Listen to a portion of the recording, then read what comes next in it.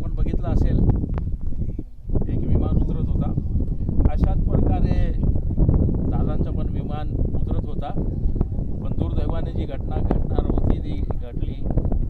आता मी त्या स्पॉटवरच आहे. सगळं जलून खाक झालेलं असं वाटतंय.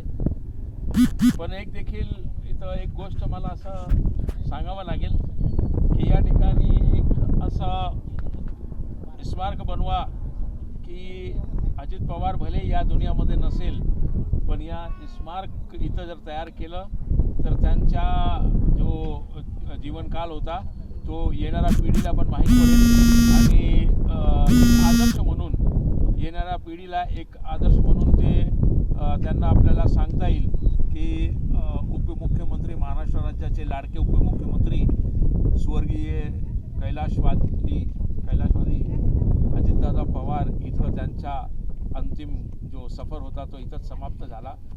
आणि मी परत एकदा प्रशासनाला विनंती करणार की इथं एक स्मारक, राष्ट्रीय स्मारक बनवून येणाऱ्या पिढीला एक आदर्श बनवून द्यावा. जय हिंद. रफिक खान, राष्ट्रीय नेमबाज खिलाडी.